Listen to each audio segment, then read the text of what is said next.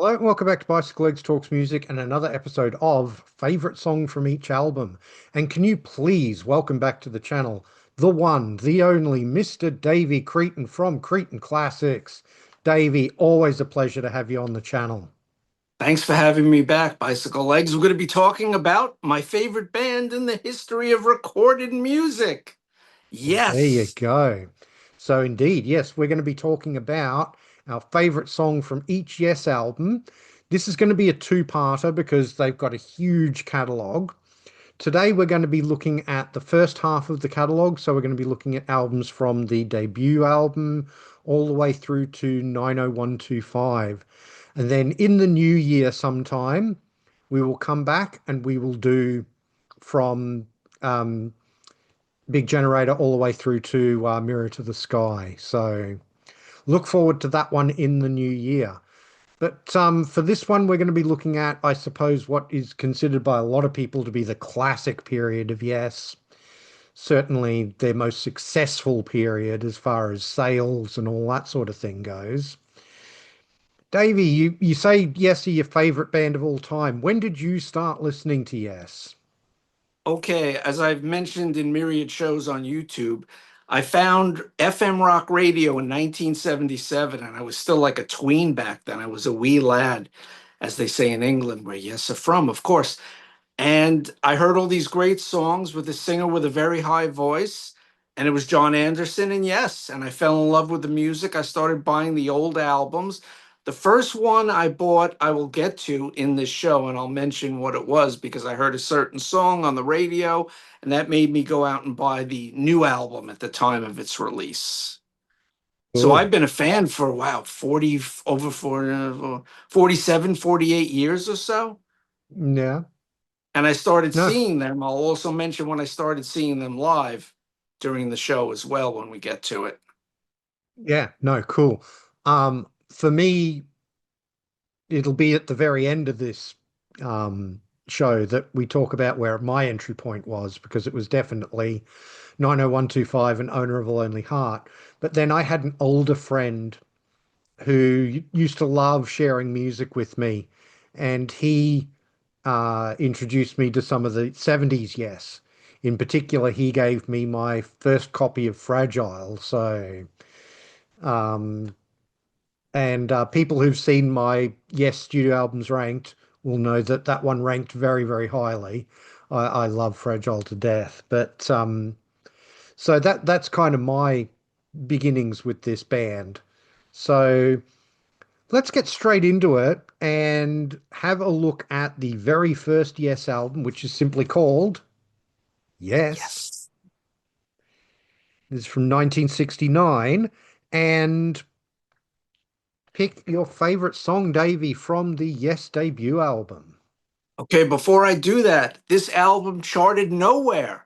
No charts in the world. No chart action, no certification. And this has the lineup of Chris Squire, John Anderson, Peter Banks on guitar, Bill Bruford on drums, and Tony Kaye on keyboards. Tony Keys. My pick is a proggy number. It's a little over 6 minutes, written by John Anderson by himself. He wrote a lot of the stuff on the first two Yes albums by himself, which is amazing considering that he never really had any formal training and sort of played by ear and wrote his own melodies and songs. And I'm going to quote John Anderson, quote, "A simple story about how nature is an amazing thing that surrounds us," end quote. Survival is my pick here.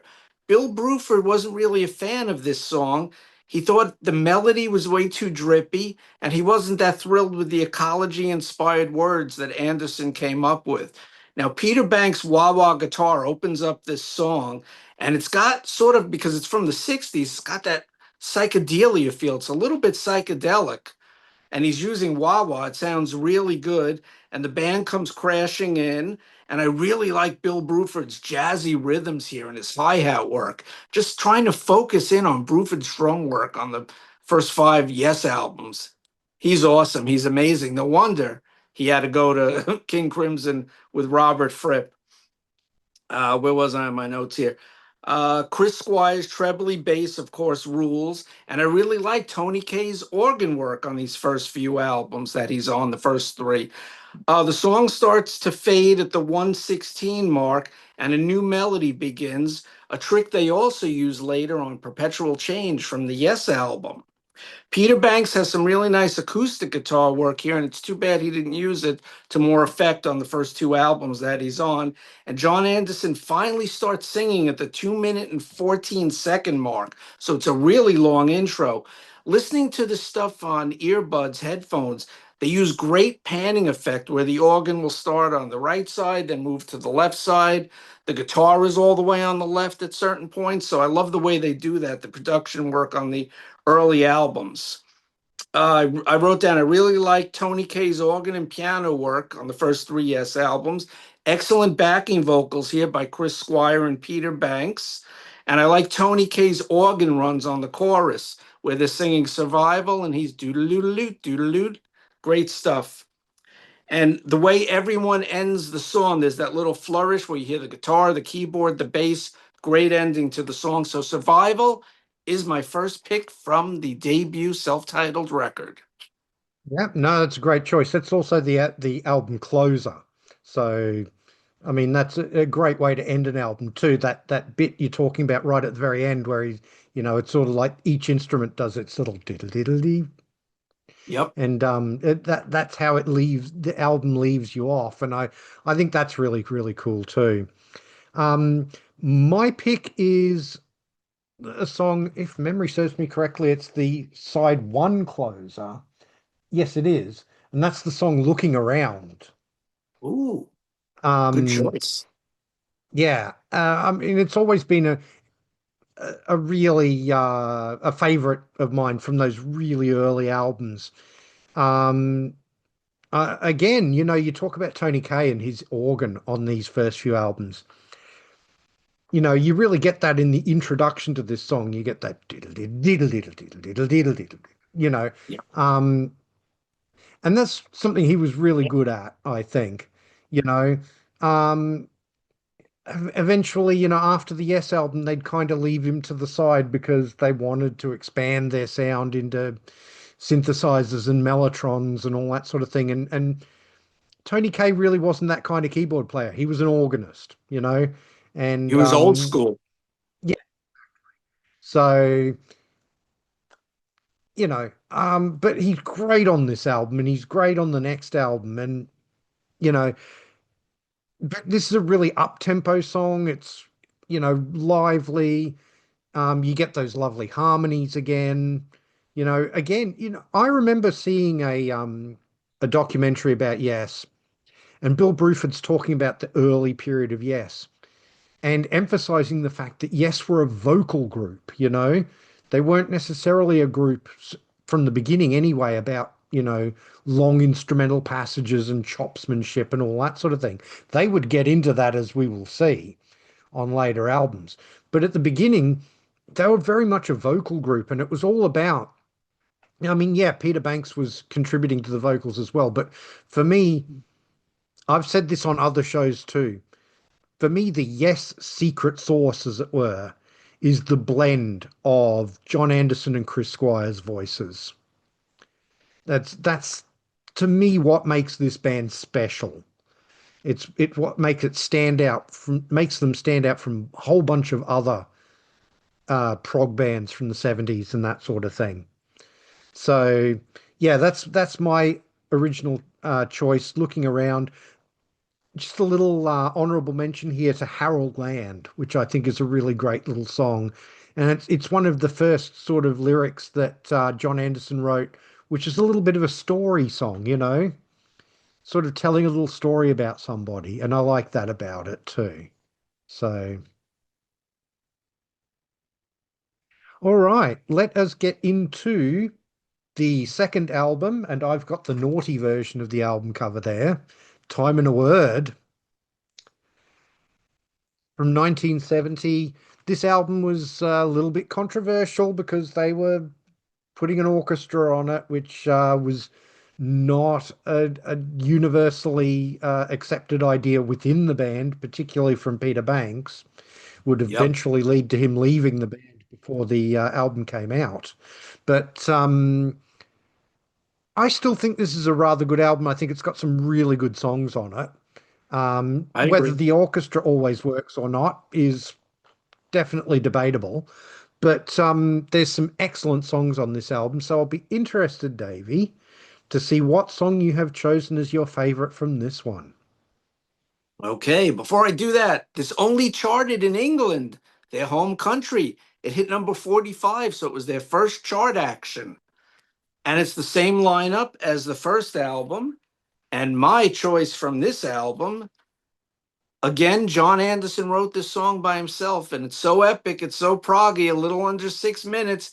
Astral Traveler. And I love the way when they sing it, it sounds like they say Astral Traveler.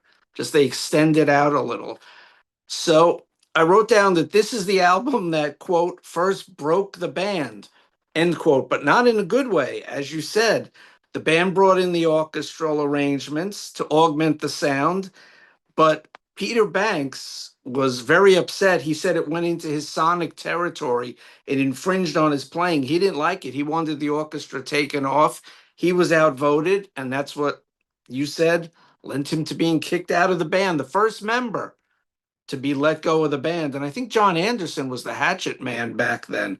That was his job, was to fire people because Squire didn't want to do it. Now, Peter Banks' driving guitar work and Squire's bass propel this progger along, with Bill Bruford's skittering, clattery drums bringing in the jazz element that he's so fond of. Tony Kaye's organ bubbles and burbles along, darting in and out of the mix. I wrote down wonderful proggy midsection where each of the instrumentalists shine. Things mellow out, the pot simmers, and then Peter Banks unleashes this stirring, stunning guitar solo in the left channel of the mix. And Squire has a nice mini bass solo until the band comes back in to the verse chorus section, bringing the song back around full circle. Then it ends almost as it began, yet it ends in a slightly cacophonous manner, I think, for 1970 anyway. But it's a really good song. My choice, Astral Traveler. And I did see them play this live later on, Oh not back wow, then. that would have been wonderful. Um, it's my choice too. I think it's the best song on the album. It's pure psychedelia, and that's the thing about these first two Yes albums. Yes would become one of the sort of quintessential progressive rock bands, but their start in 1969 and 1970, as with a lot of bands that were sort of prog adjacent, started off in psychedelia, and Astral Traveler is pure psychedelia, and I love it for that. It really does take you on a journey. So it lives up to the title as well, and I think that's really great about it. One of the other things that's really unusual about these first two Yes albums is that, unlike pretty much anything else in their catalogue, there are cover versions on the first couple of Yes albums. And so my second pick was one of the cover versions on this album, and that is No Opportunity Necessary, No Experience Needed. I think it's, of all the cover versions they did, I think it's the best one. Um, just in front of every little thing from the first album, which I'm not normally a big Beatles fan of Beatles covers, but I think they do a great Beatles cover on the debut album. But their cover of Richie Havens' No Opportunity Necessary, No Experience Needed is wonderful. I think it's one of the few songs on the album where the orchestra actually works. And yeah, it's a really good version. And if you ever heard the original, it sounds nothing like the original. That's the other thing about Yes.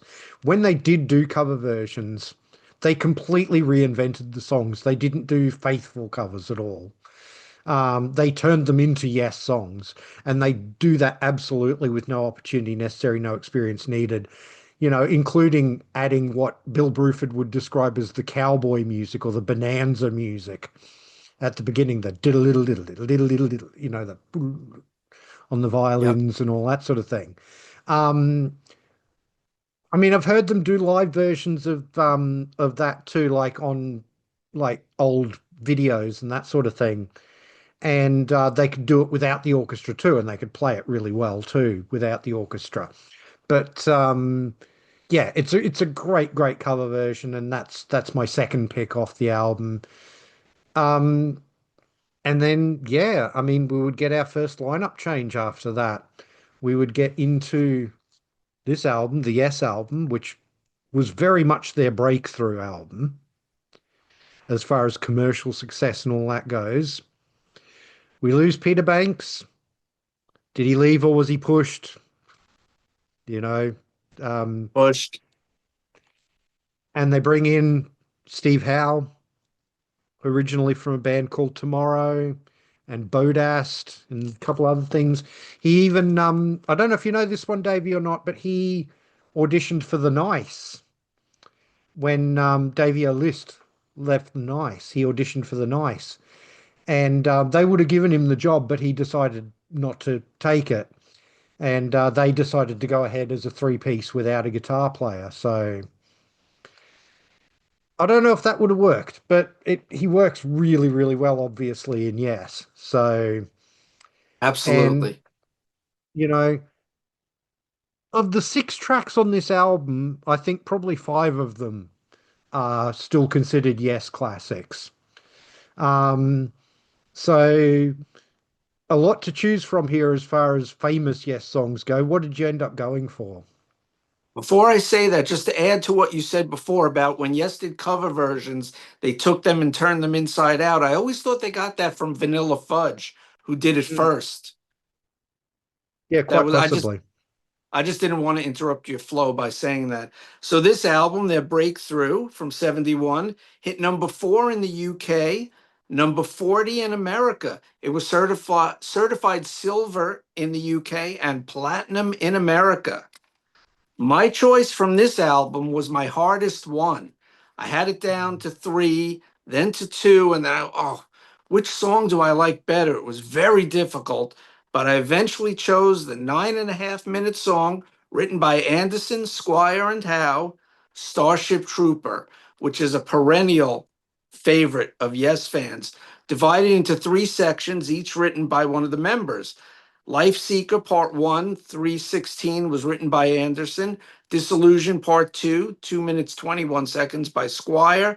And the Worm or Worm section, Steve Howe wrote it, and that ends the song at a little under 4 minutes long. Now, Part A is propelled along by Squire's trebly bass and Steve Howe's unique guitar sound. I know a lot of people don't like his tone, but he's always been my favorite guitar player just because he has such a variety of guitars and sounds and styles and people he took from to make his own unique style. The first section is extremely tuneful and melodic. Bill Bruford and Tony Kaye punctuate the melodies with cymbal splashes and organ flourishes throughout.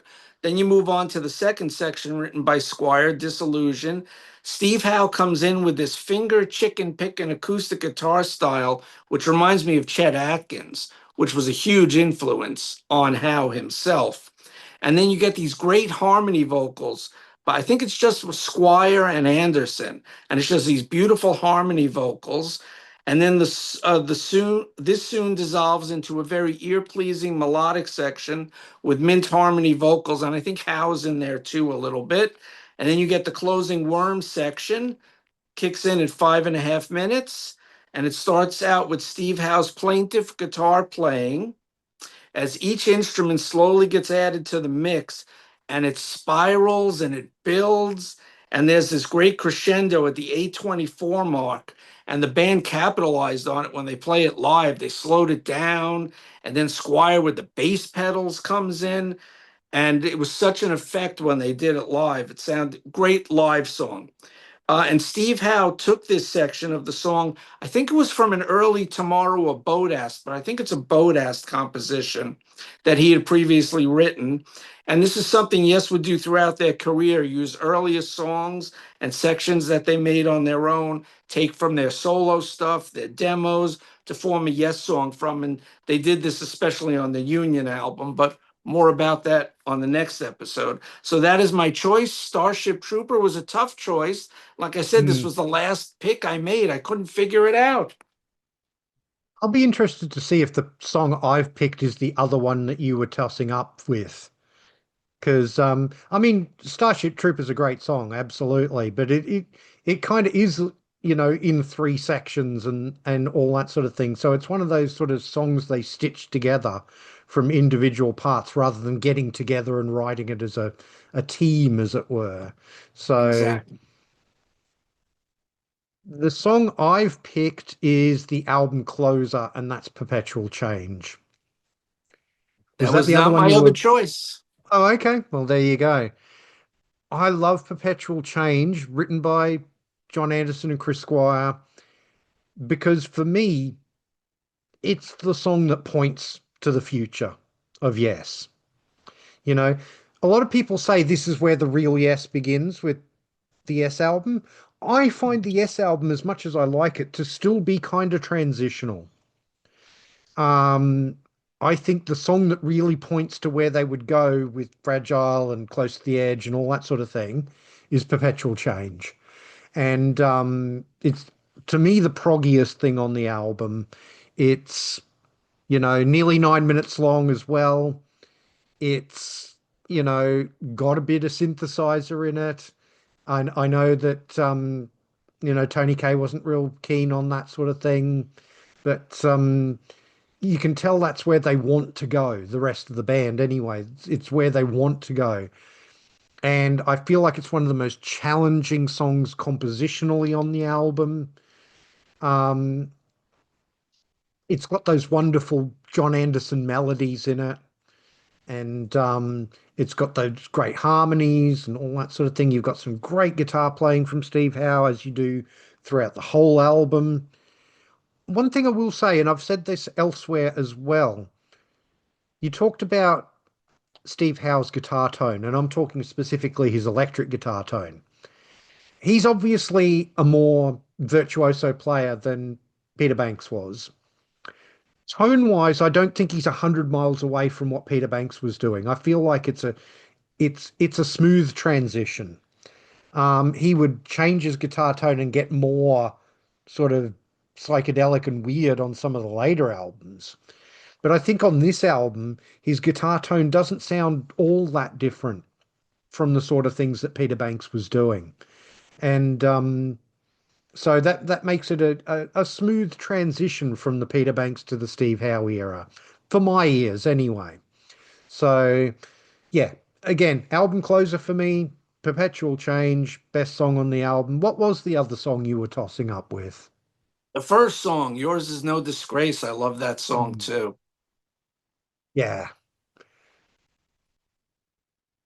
All right. So then we get to another album from 1971. They actually put two albums out in 1971, and that is Fragile. We have another lineup change with this one. Tony Kaye is gone. In comes a certain Caped Crusader by the name of Rick Wakeman. And boy, does he change the Yes sound with, not just the way he plays, but also the keyboards he's using. He's using Mellotrons, he's using Mini Moogs, he's, doing all this sort of thing. So it's a big change in sound for Yes. And to me, this album is where the true Yes sound really blossoms. Hmm. And as I said, for people who've seen my Yes Studio albums ranked, I ranked this one really, really high. So I can't remember exactly, but it was either second or third. So it was very, very high up. And even though, some people maybe don't rate this album quite as highly because it's got those solo sections on it, I love those. I think they're charming. Um, so, but again, there's some absolutely classic Yes songs on here to choose from. So, what did you end up going with, Davey, as your favorite song off Fragile? It hit number 7 in the UK, number 4 in America, and the first charting album in Australia, where you're from, number 29. UK, it went platinum, US, double platinum. And I have chosen always my favorite song from this album, just about 8 minutes long, written by Anderson and Squire. How did Rick Wakeman not get a writing credit on this song? It was a whole contractual obligation thing. He was still signed to A&M Records. This is his first Yes album. He couldn't have any songwriting credits on the album. South Side of the Sky is my choice here. Always my favorite song.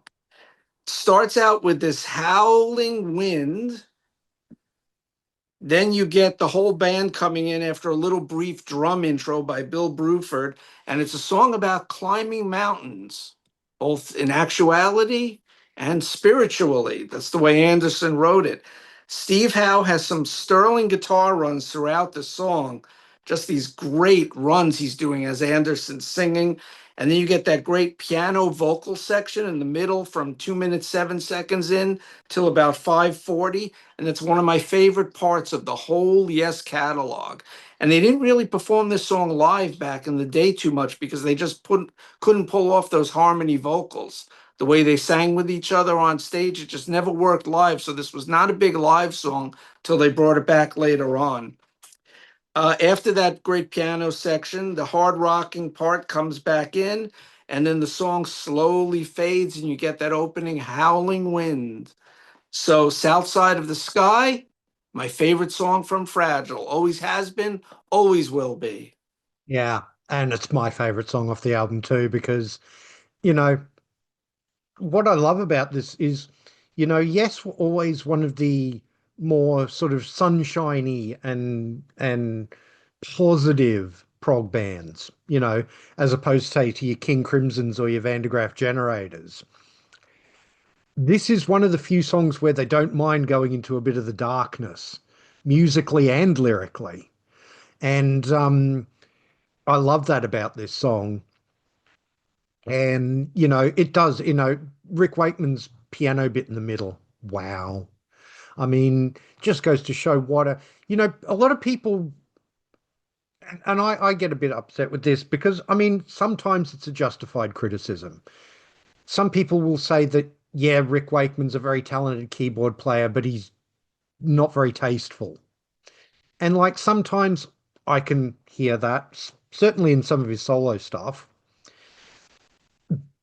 Listen to this piano playing and tell me that's not just really, really tasteful piano playing. It's absolutely beautiful.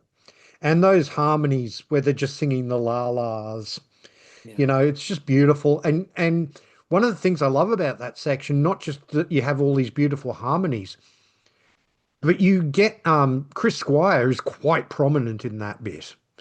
When he does the la la la la la la, that's Chris. That's not John.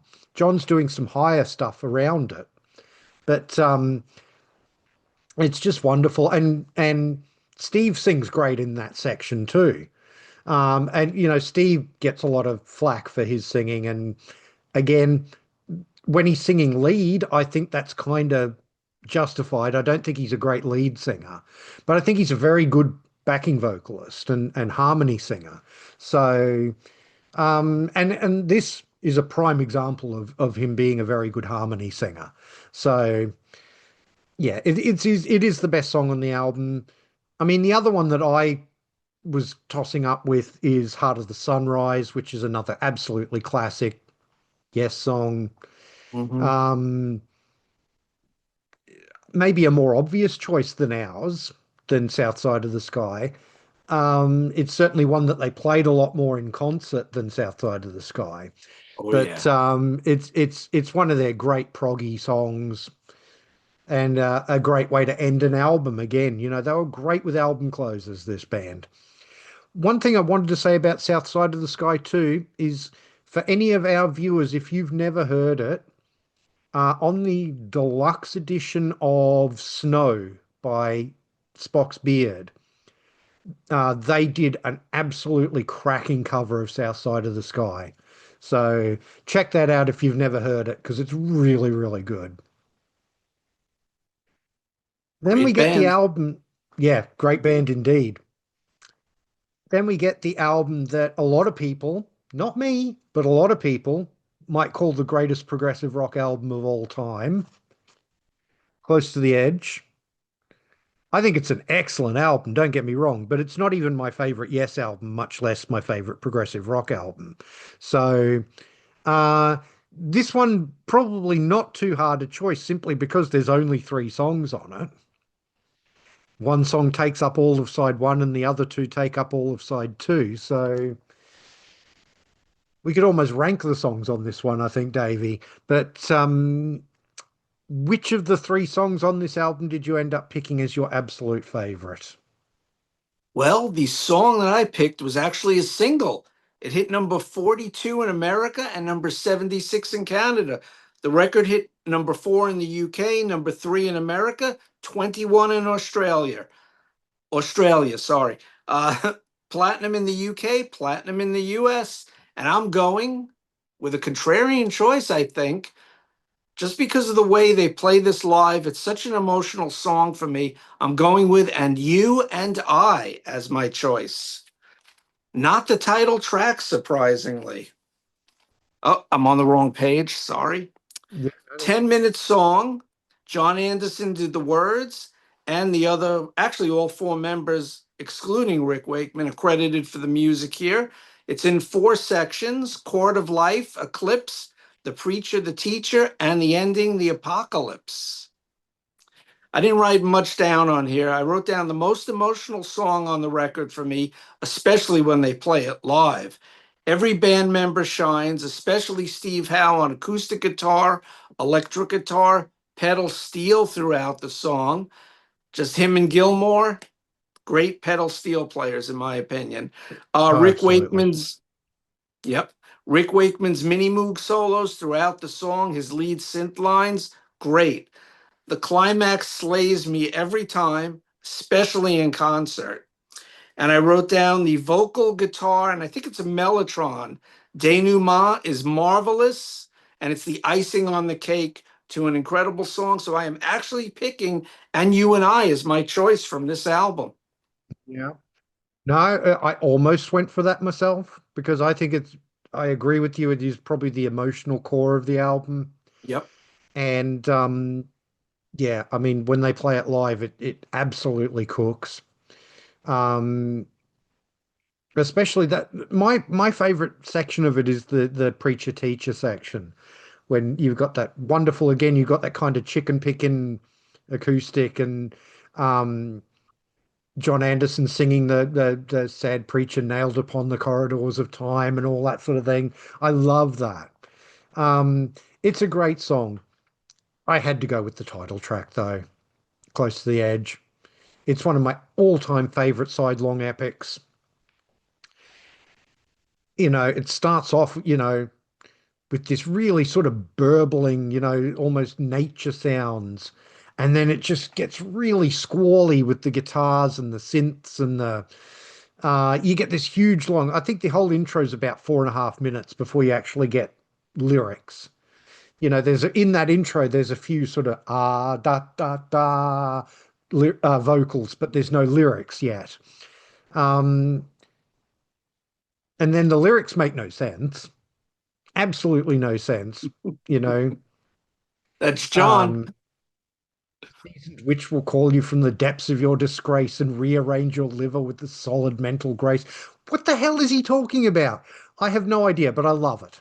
And the other reason I picked this song is because just before they go into the final section, between the I Get Up, I Get Down section and the ending part of the song, you get, and I've said this before too, but I will stand by this.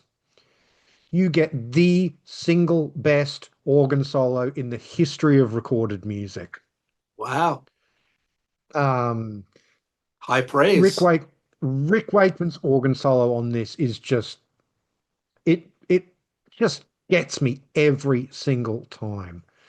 It's such a well composed solo, you know, um, and just so again really tasteful and really intricate too. Love, love, love it to death. You know, probably my favorite organist is not Rick Wakeman, it's probably Keith Emerson. but I think this particular solo is better than anything Emerson ever did. Wow. So yeah, that's why I had to go with that one. And I'll tell you now, and I may have mentioned this in my show. So I'll be interested if anybody who's watching this picks Siberian Khatru as their favorite song off this album, because I always felt that that was a little bit of a letdown on this album. Don't tell Pete Pardo you said Yeah, that. That's his I know. He favorite. loves it. Yeah, because it's like an 8.5 minute song, but it's really a 4 minute song and then a 4 minute outro. And I, I love the harpsichord solo from Wakeman on there. That's my yeah, highlight of yeah, that song. yeah, absolutely. I mean, and he actually gets a writing credit on that song. So, um, but yeah, I always felt like that song was a little padded out at that with that outro. So anyway, speaking of songs that are considered to be padded out, we get to Tales from Topographic Oceans. And like Rick Wakeman has very uh, solid opinions about this album being padded. He reckons there's about 55 to 60 minutes of good music on this album, but the problem being the album's 80 minutes long. So I don't know. I like this album quite a lot, actually. With there's a certain section of one song that I'm really not keen on, but I'll be interested to see which of these four side-long epics, because that's what you get on this album, ladies and gentlemen. It's a double album, four sides of vinyl, and just four songs, and they're all 18 to 22 minutes long.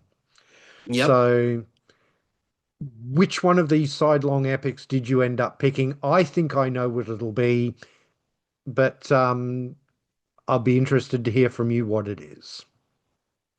December 1973, it hit number 1 in England, number 6 in the States, number 13 in Australia, gold in England and America. I have chosen, which song did I choose?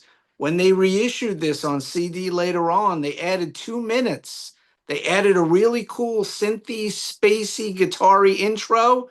And I have chosen the John Anderson, Steve Howe composition. Track number 1, The Revealing Science of God, is my favorite. Love I those knew it. additional two. You knew it? Yeah.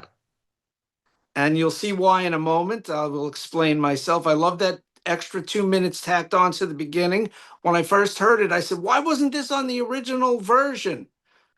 Maybe it was too long for a side of vinyl. Maybe they just thought they had to make an edit somewhere. Not the best edit. They could have edited other stuff, as you said before. So you get this, well, where the real album started back in 73, you get the John Anderson chanting vocal coming in. He takes center stage because this is his baby, and Steve Howe too on the whole album. And the music builds and swirls beneath his lead vocals. Then the band breaks into full stride at the 3 minute, 30-second mark on the redone version that's 22 and a half minutes long, just about.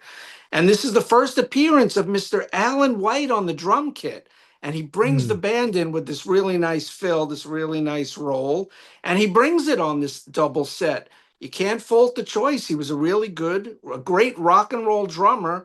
And as we might discuss on future albums, he has some really intricate playing. This was always my favorite piece of music from this particular platter.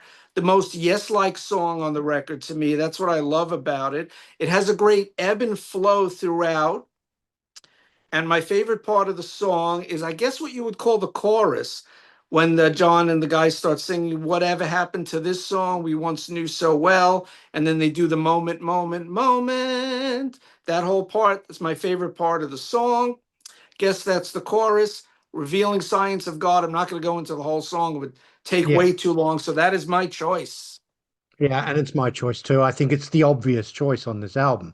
I think I actually once, many, many years ago, reached out to Rick Wakeman through his website, and sent him an email, and he actually replied, which was really interesting.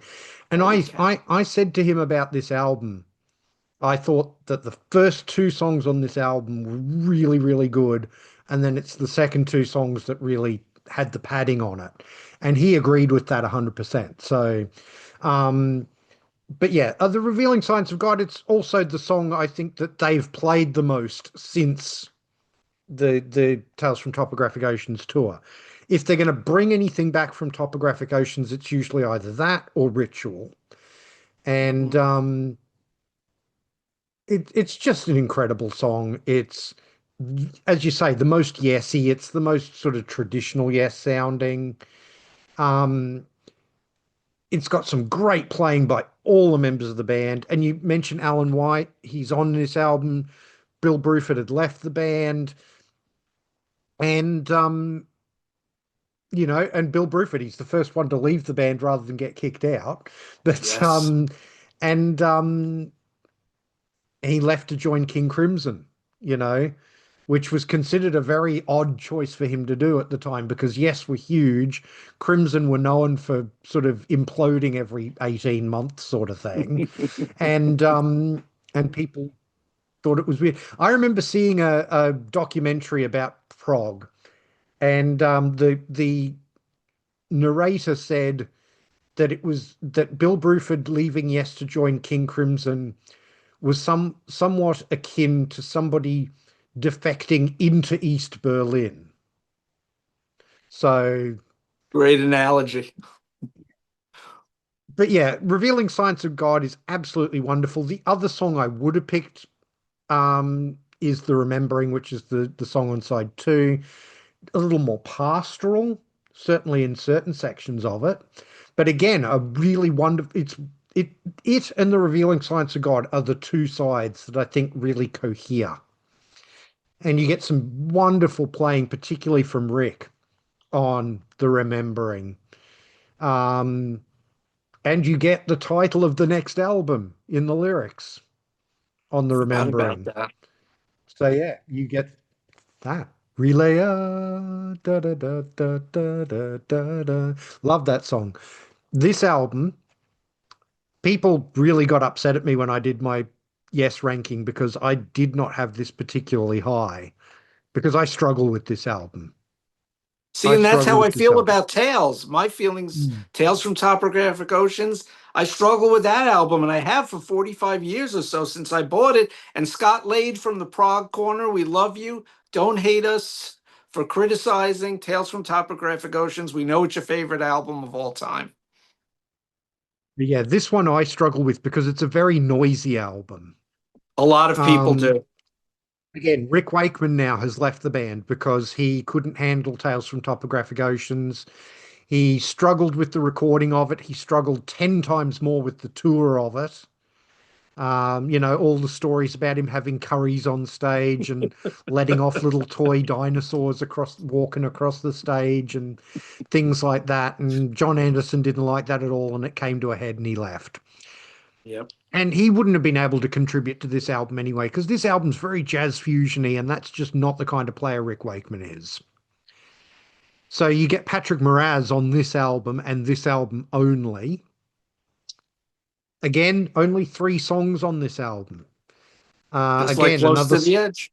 yeah, you get a side long epic for side one, and you get two shorter, as in still sort of 8 to 10 minute long songs on side two.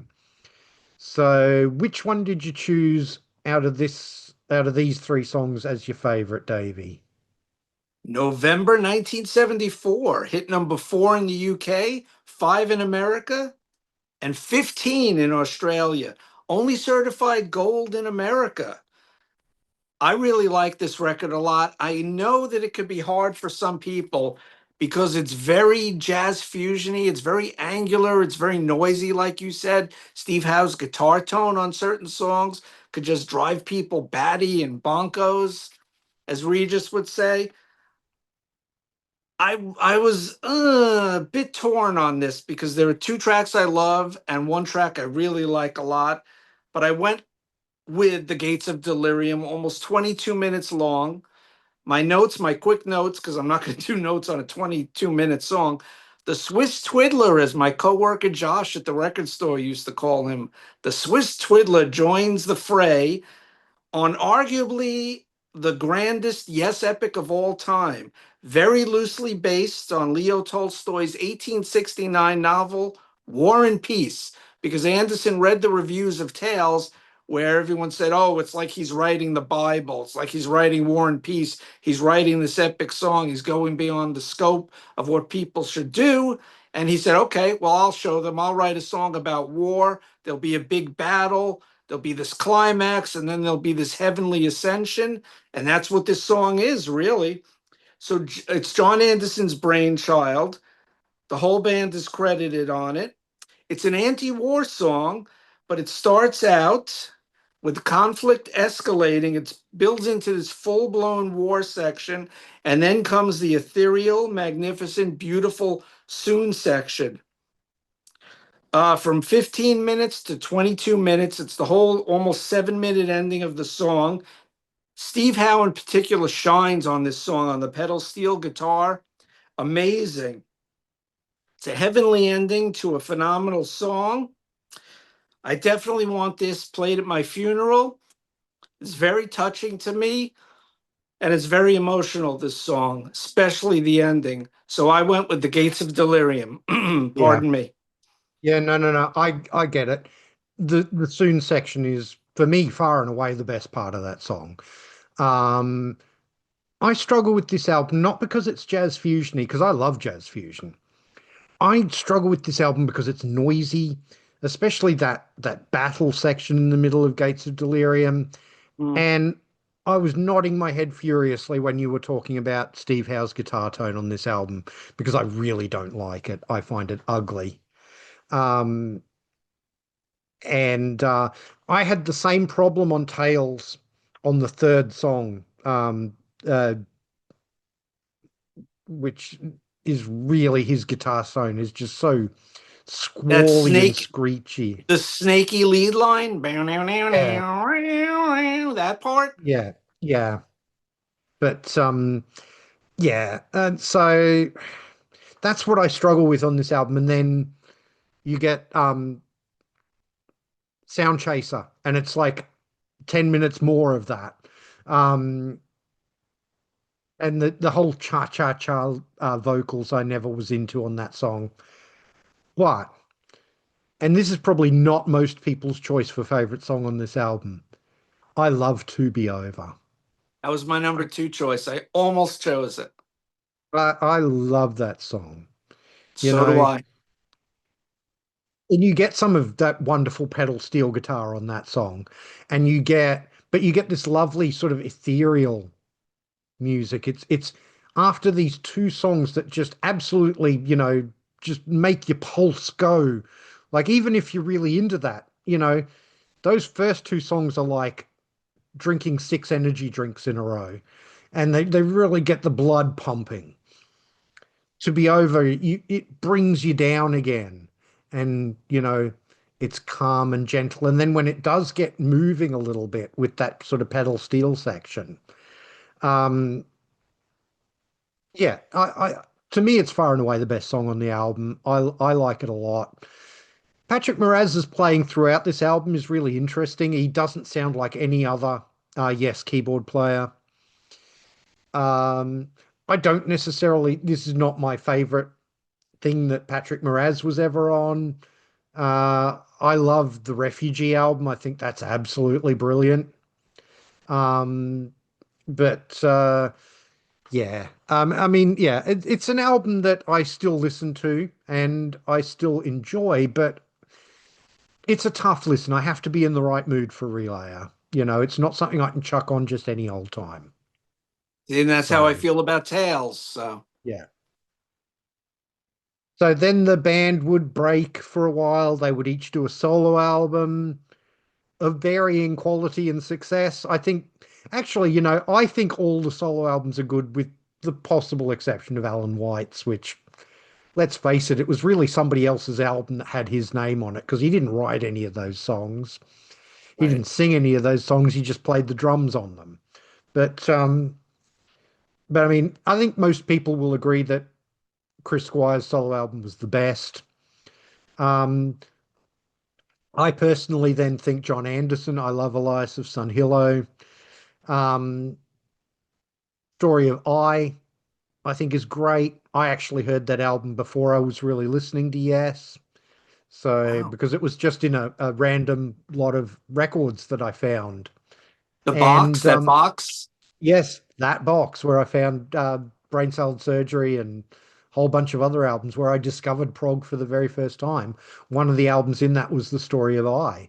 So, Cool. um, and Steve Howe's first solo album, yeah, he sings way too much on it.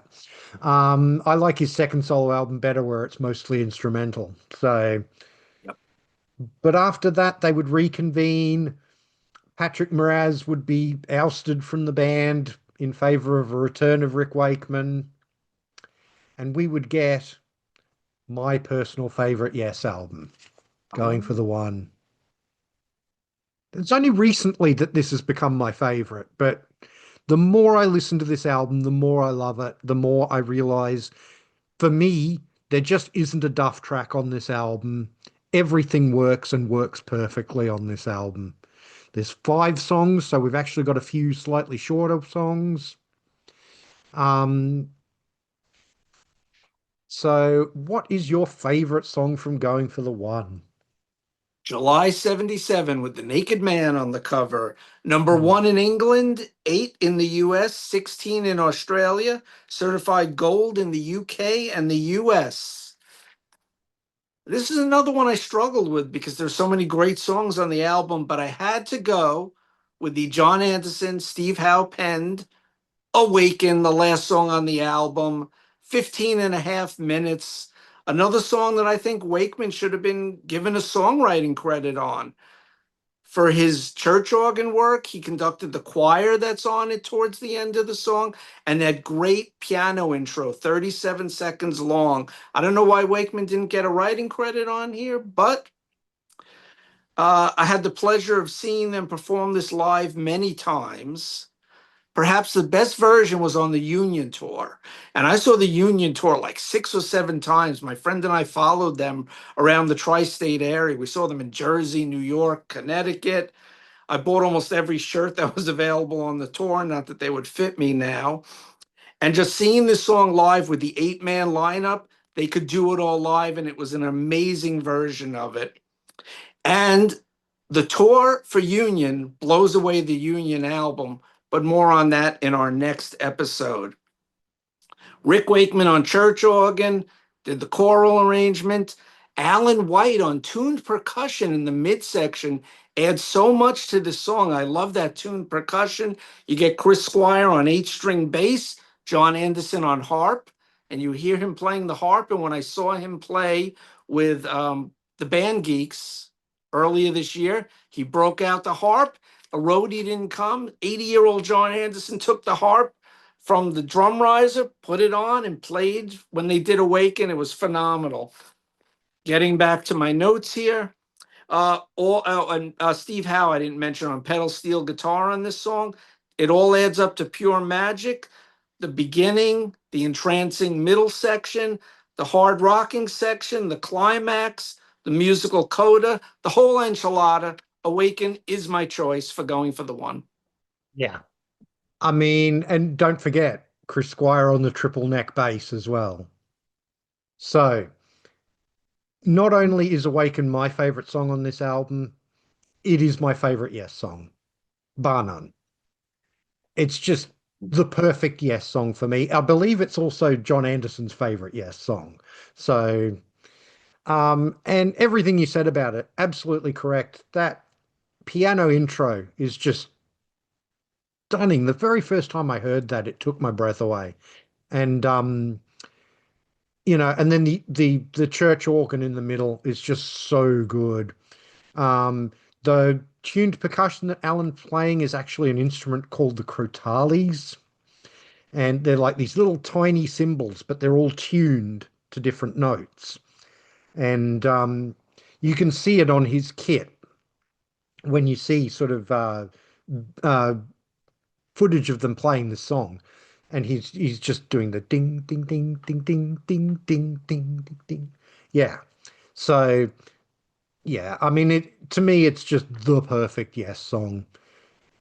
The other song that I chose as a backup is coincidentally, the other song on this album that is full of church organ, and that's Parallels. Chris Squire song, it definitely has the feel of his Fish Out of Water album.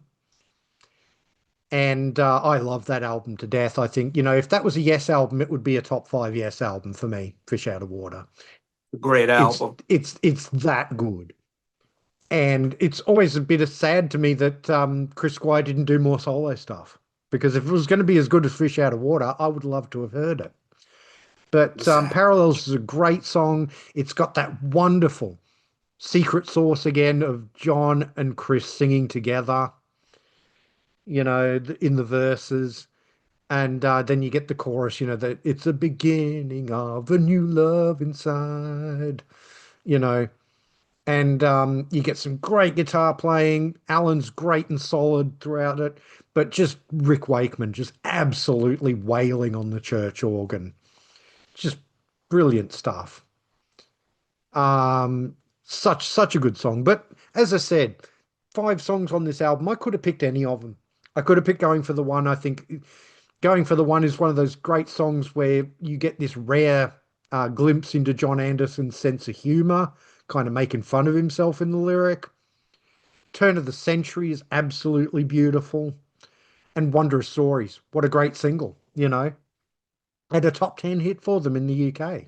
So, uh, great album. As I say, my favorite Yes album. Then we get an album that I think is really underrated.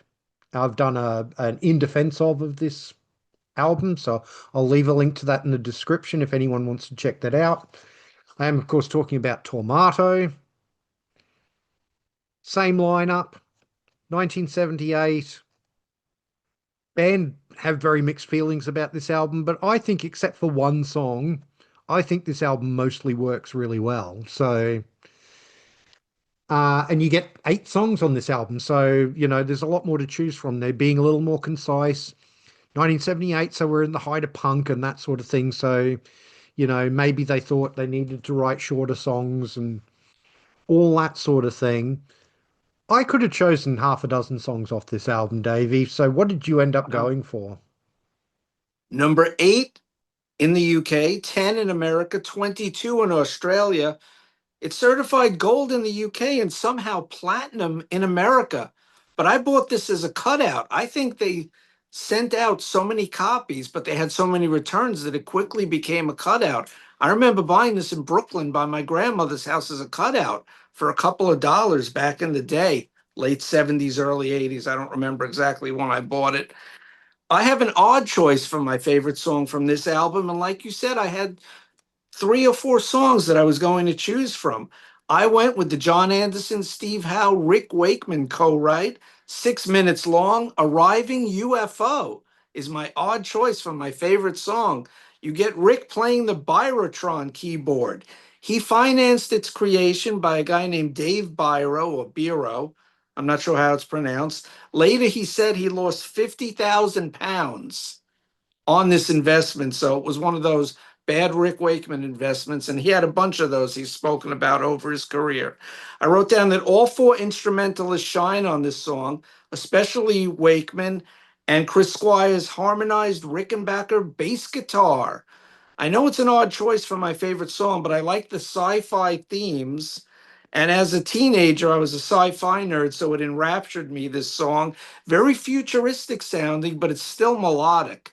And I think the bass and the keyboards and the vocals, and there's a little bit of effect on Anderson's vocals to make him sound almost like a robot or an alien, depending on which way you look at it. But that's my choice, Arriving Yeah. UFO. Interesting choice because, like, until recently, that was probably one of the 2 songs I wasn't so keen on this album, but I've grown to like it. I've grown to like it quite a lot. The only song on this album I'm really still not a big fan of is Circus of Heaven, which I still think is twee. But um, look, I'm going to go for what's probably the obvious choice on this album. It was the single off the album, and that is Don't Kill the Whale. It's a great Anderson and Squire song. I got to see them. The one time I've seen them live was in 2003. which was the first time they'd toured Australia in 30 years. And they played Don't Kill the Whale at the show. And I was really, really happy to hear them play that. I think it's a great song. Again, it's pretty much a duet between Anderson and Squire. You know, they sing the whole song together, and I love that blend of their vocals so much. And it's a great song, and I love the theme of it, don't hunt the whale, don't kill the whale, because this was at a time when whales looked like they were going extinct. And thankfully, the world actually did something about it and brought in some bans on whale hunting and all that sort of thing. And for the most part, whale numbers have actually been recovering in the last sort of 30, 40 years, which has been wonderful. So yeah, it's just a wonderful song, and it was a good choice for a single too, I think.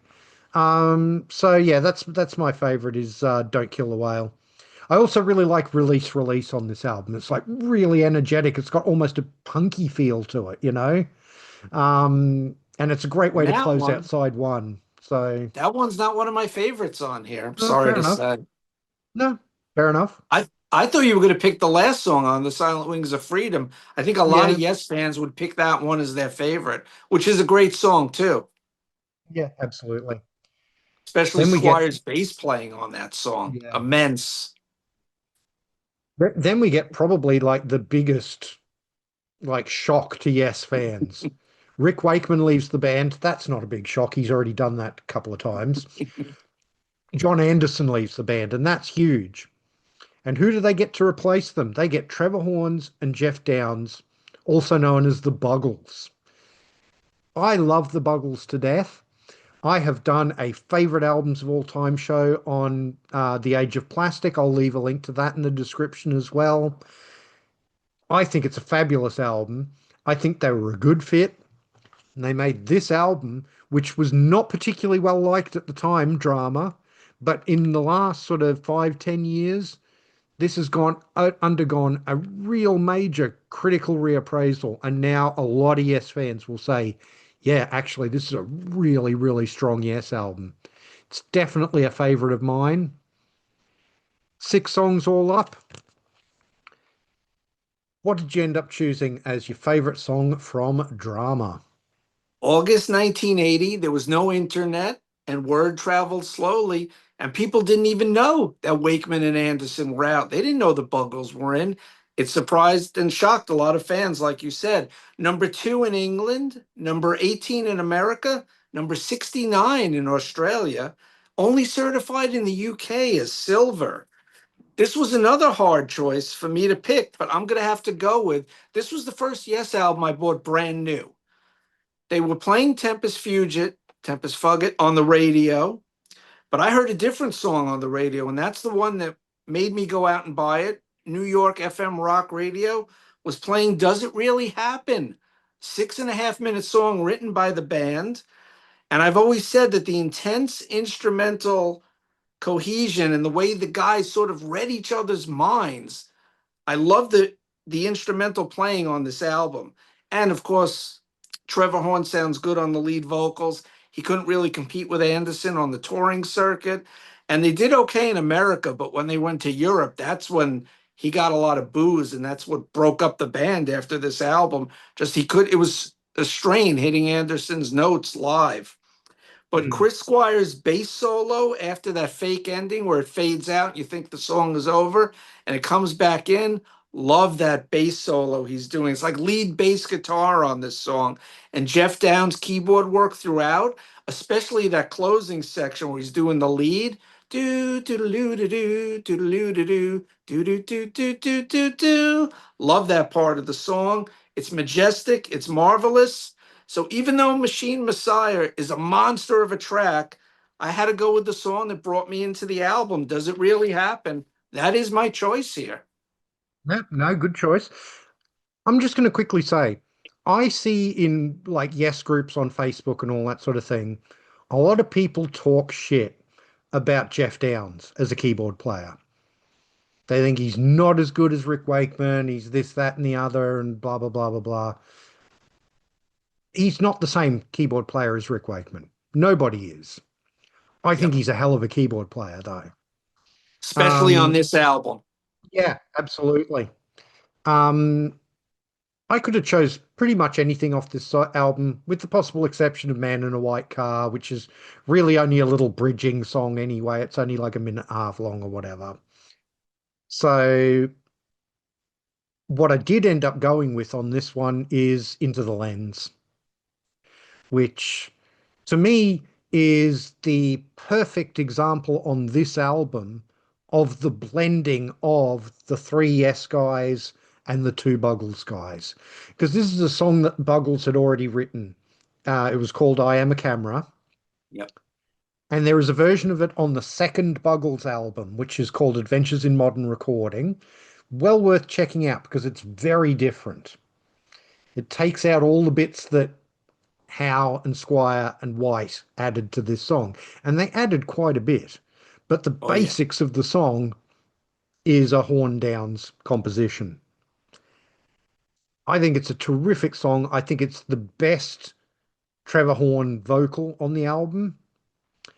Hmm. He sings a little more in his natural range rather than trying to sing in that really, really high range. You get some great harmony vocals from Chris Squire on it. The intro that the Yes guys wrote for this song, which isn't on the Buggles version, just absolutely brilliant. And they use it as an outro as well. Just all in all, I think it's like has everything that makes this version of the band work. So that's my absolutely favorite song. But yeah, I mean, I could have picked Machine Messiah. I could have picked Does It Really Happen? I could have picked Tempest Fugit. They're all great songs. So Run Through the Light even is a really good song. And my goodness, does Trevor sing high on that one. But yeah, I mean, the band broke up after this. Um, Steve Howe and Jeff Downes went on to form Asia with John Wetton and Carl Palmer. That first Asia album, I think, is brilliant, I but agree. that's a story for another show. Meanwhile, Chris Squire and Alan White decide to put a different band together called Cinema. They get together with this guy Trevor Rabin from South Africa. They decide they want a more simple keyboard player, so they bring back Tony Kaye. They're recording the album with Trevor Horn as the producer because Trevor Horn's pretty much gone into production. He's left the performing business after drama and he's gone into production. And a lot of people consider him the man who created the 80s. With all those ZTT albums and all that sort of thing. As they're recording it, Chris Squire goes and plays a couple of the songs to John Anderson, who really likes them. And Chris kind of suggests, well, maybe you'd want to come and sing on the album. All of a sudden, Cinema become Yes. And we get 90125, which is, again, one of my absolute favorite Yes albums. I love this album to death. This was probably the hardest one for me, Davey, to choose a song from because there's so many songs I really, really love on this album. And this is Wow. the last one we're going to be talking about today. What did you pick from 90125? This album did amazing in America. It's the biggest selling album, triple platinum in America, number 5. In England, certified gold, number 16. Australia, number 27 on the chart from November, right before my birthday in 1983. And in 1984, this was the first Yes tour that I ever saw back in the day. Now, the song I chose, they only did on a few select shows at the beginning of the tour. By the time they got to New York, they had dropped this song from the track listing. And my pick from this album, track number 9, the last track, I'm going with Hearts, the most yes sounding song on the album. It starts out with an instrumental keyboard bit, and you also have Alan White on percussion, which you could really hear in the headphones. You get this chiming percussion sound along with Tony Kaye's keyboards. Tony Kaye wrote the intro. He has a great organ solo on the song because he's not playing maybe lead keyboards on every song because Rabin's doing a lot of the keyboard work. You get a great guitar solo from Rabin on this song. It moves into different sections. It has that great yes ending where it's just like the vocal and the keyboard, very quiet, somber ending. Get great lyrics from Anderson and Rabin. It's a great song. It's my choice is Hearts, the last song on 90125. Yeah. No, it's a good choice. I'm going to go with the song that closes side one, and that is Changes. I love this song so much. Even though, like, this one is probably one that not a lot of Yes, like hardcore 70s Yes fans are going to choose because it's proggy, yeah, but it's also like the lead vocal is probably two-thirds Trevor Rabin.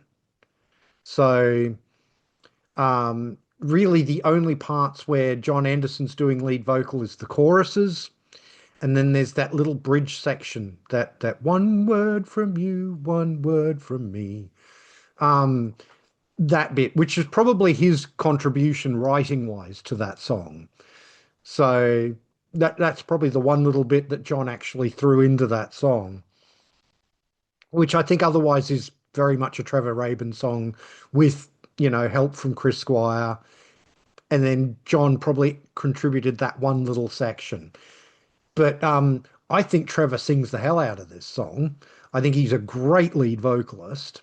Yes. Um, and then those choruses are again John and Chris, The Secret Sauce. Just this is one of the best Yes albums for the John and Chris blend on so many songs. They sound so brilliant. This is the reason that album is so high in my personal ranking of Yes. And then of course you've got that intro that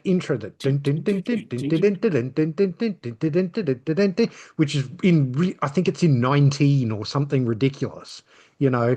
Um and it's just brilliant.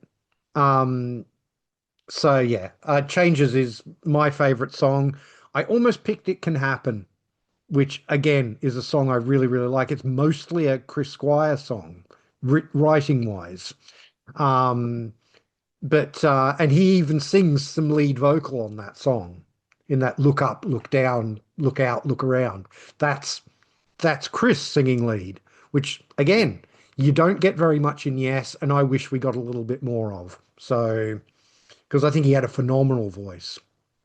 So there you go. That is our favorite Yes songs from the first 11 Yes albums. Please do let us know in the comments what are your favorites off each of these albums because we would love to hear. Davey, thank you so much for doing the show with me. It's been an absolute pleasure.